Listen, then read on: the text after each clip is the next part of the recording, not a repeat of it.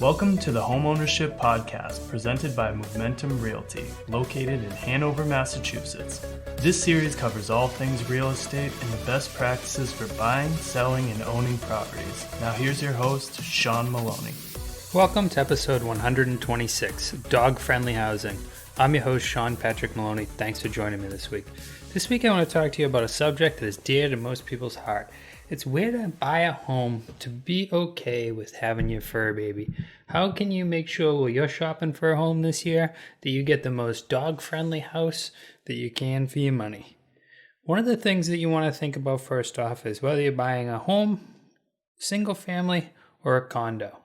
If you're buying a single family, your worries are going to be a little bit less.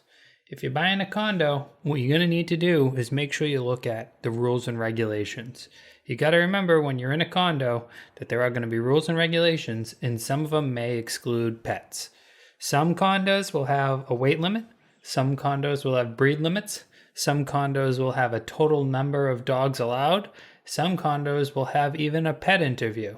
Some condos may even take it to the level of wanting to kick your dog out for barking too much. So be careful when buying a condo, not downplaying condos, but it's the reality.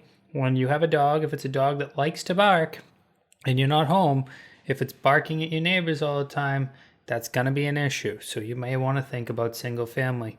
Another quick note to have is that when renting a property, it is illegal in the state of Massachusetts for someone to charge you a pet fee.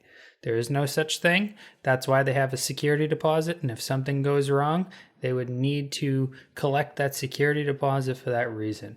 That is the only thing they can do legally in the state of Massachusetts.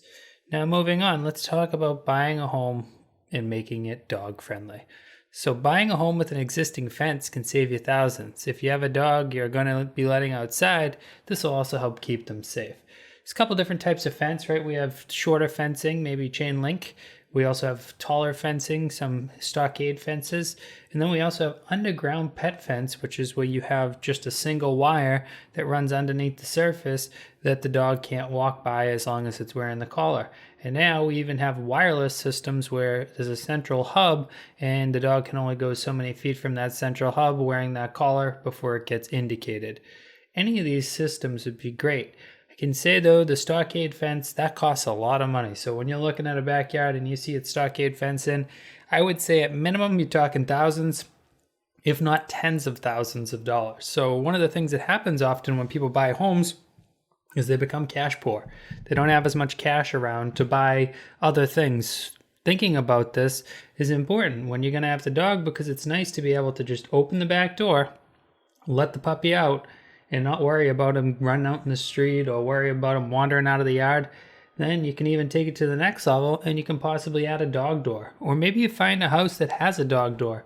I one time sold a home that had an electronic dog door where the dog could actually let themselves out. This was really convenient when the fenced-in yard was there, because you can go to work for the entire day. You can get a friend say, oh, you want to go grab some drinks after work? Okay, you can go do that and not worry that the fur baby at home is suffering, or worse yet, has had an accident on your floors. Which brings me to the next subject. Puppies can be hard on a home. Buying a home with solid floor coverings instead of carpet can help make accidents less troublesome. Hardwood floors, tile floors, laminate floors, they are all a lot easier when training a puppy when the accidents happen that we know are going to happen. When we have dogs, this is the things that happen. But when we're thinking about those floorings, we want to avoid ones such as bamboo that's easier to scratch and easy to put impressions on, because the dogs have claws. So the dog claws plus the dog accidents is something you want to think about. Other thing is, if you have a little bit of allergies, it's a lot easier when you have solid surfaces to keep it clean, to keep the dust and the pet dander and the fur all cleaned up. That's something that you can get done. Now, that brings me to another thing. You could be close to a dog groomer. My girlfriend works over at the Hanson VCA, grooming dogs, and I can tell you, cutting a dog's nails and having them properly groomed can also take the wear and tear down on your home. Having a dog with tons and tons of fur that's totally shedding everywhere, you can have them a de-shed done to them, and you can end up taking the fur level down. Also, like I said, cutting the nails saves the floors. Sometimes people wait too long on that and they end up with a lot of scratches on the floors. Also remember, when buying a home or a condo, you want to make sure your insurance is covering the dog. God forbid your dog has a bite accident and it decides to bite somebody. You want to make sure it's covered breed and that your insurance knows that you have that dog. You also want to make sure you register the dog with the town, making sure the dog has its proper licenses and everything. And if you don't have one, have it microchipped. That way, if it ever breaks free and gets away, if you don't have that fence or whatever happens, you want them to come back, right? So ultimately, it's nice to know that if something happens, if the dog gets collected by the local dog officer, then to get it returned would be really important. Things like that, we don't think about until it's too late. So knowing that our dog is going to be returned to us, that's something that I highly recommend. Now, some other things you can think about is, what's the neighborhood like? Is it a place where I'm able to take my dog right out the street and I can walk down the sidewalk? Or am I on a main road where I couldn't? How close is the local dog park? One great thing about having a dog is it's a great way to make other friends. You're able to go and meet people at the dog park. It also ensures that you get outside, because living close to a dog park not only makes your fur baby happy, it's also a great way to ensure that you get out and enjoy the outdoors. In a world we live in now, it's so easy to get fixated to our devices and not get outside. A dog is a great way to make sure that we're getting out and getting some exercise ourselves. The other thing you can think about is the idea of distractions. So if we buy in a place where, say you're next to a convenience store or you're on a main road, if your dog gets excited often, this is going to leave them barking at the wall all day long while you're at work. It's not fair to them. It's not fair to the neighbors, and it's certainly not going to be good for your home, because as we know, dogs that are excited like that are going to be jumping on things, they're going to be scratching things, they're going to be barking, they're going to be drooling. There's going to be a lot going on, and it's very stressful for them, and the anxiety level is high. For existing homeowners, there's some things you can do to update your house to be a little more dog friendly.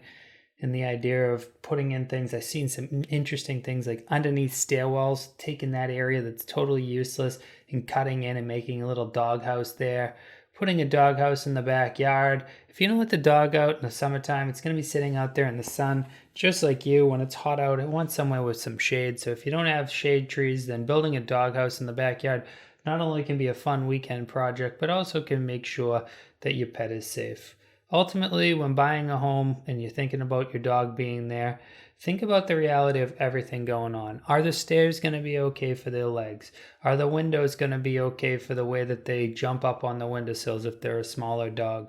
Is it okay to have a place that you can actually lock the dog up downstairs while upstairs you leave the doors open if you're that type of person that wants to go and let some fresh air in and the dog always likes to scratch the screens? Or if you have a barky dog and you want a place to throw them for the time being while people are outside, is there a room that you can dedicate to the dog? Owning a dog is a big responsibility. There's a lot to do. There's a lot to think about. But ultimately, if we buy a home that's a little more pet friendly, our dog will be happy, we'll be happy, and we'll live a great life. I know people say happy wife, happy life, but happy pet, happy life as well.